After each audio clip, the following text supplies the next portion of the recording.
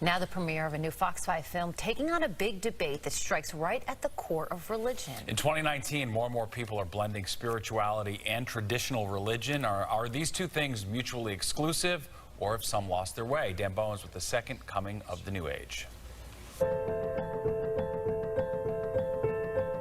Christianity and faith is not blind.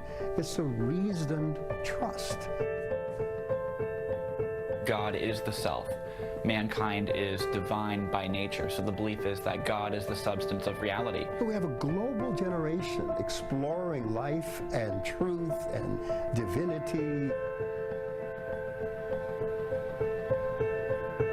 New Age beliefs have become common, even among people who consider themselves to have strongly traditional religious views. A recent study from the Pew Research Center found 60%, 6 in 10, held some type of New Age view. We're talking about issues like astrology, psychics, reincarnation, or the belief that there's energy in physical objects like mountains, trees, or crystals. To get some answers about all this, we came north of the border, here to Toronto, to speak to a man who's lived life on both sides of this debate. I knew in that moment that I was in the presence of Jesus. It was the moment that changed everything. The atmosphere around me started to change, and I could feel in the air that there was something holy and pure around me. Stevenon Bancarzom was reborn. And I just basically fell on my face before him and was weeping like a baby, basically reaching out to him. And I was witnessing it. But back up. A few months before this tearful YouTube testimonial recorded in his car. This was my dream house, yeah.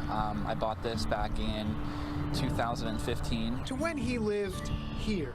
100% of the money I used to buy this house I made teaching New Age practices, New Age doctrine, New Age philosophy online on my website. Steven had it all. The big house an hour outside of Toronto, that flashy sports car, all paid for with profits from his New Age-based website, Spirit Science and Metaphysics. So I believe that I was God by nature. I shared in the being and substance of God, but there was also an intelligence beyond the universe that I had a relationship with. The articles and web traffic earning him a fortune, tens of thousands of dollars a month. All of my best articles had to do with the afterlife. His content, a mix of spirituality and religious beliefs, the core of New Age. It's a culmination of pagan beliefs and practices that draws from things like Eastern mysticism, the occult, theosophy, Buddhism, Hinduism, etc.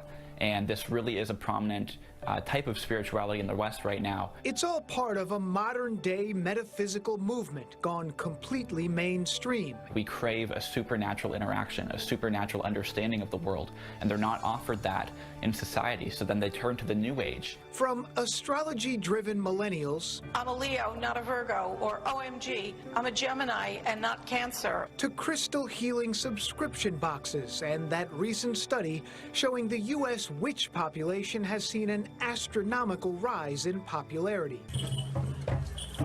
This group descending on D.C., sweeping away evil spirits. New Age leans more towards general spirituality, even personal spirituality.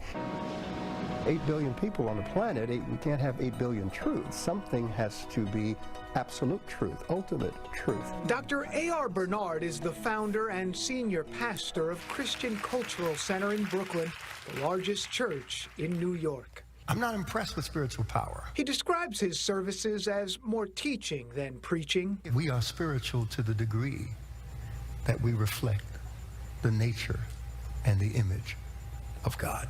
I believe in our faith tradition, and I think most faith traditions hold to the notion that there's something inside of every human being that seeks the divine, that seeks a sense of purpose, understanding. So here we have this study, 6 in 10 people who believe and consider themselves Christians may hold at least one New Age belief, whether it's reincarnation or a belief in crystals. What do you make of that? Because of social media and communication platforms, more people globally are exposed to these things. It's no longer confined. So it opens to more information coming in for people to sort through and say, wow, that sounds good, that sounds good.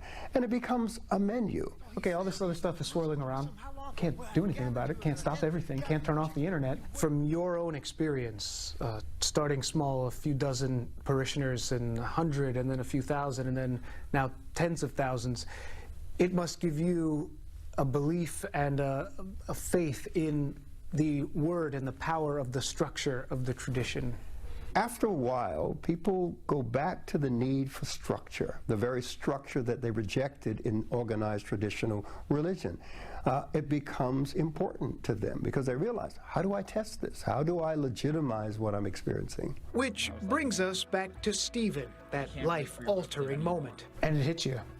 It did hit me. I thought God was just some kind of energy blob up beyond the universe somewhere, and I would talk with him and I would pray to him.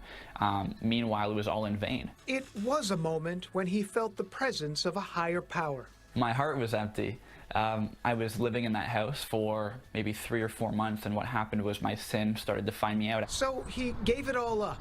The website, sold the house, the car. He wanted something different.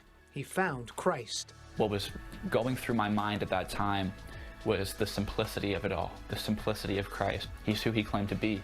End of story. I needed to start seeking him for who he actually was instead of trying to fit him into this box of mysticism.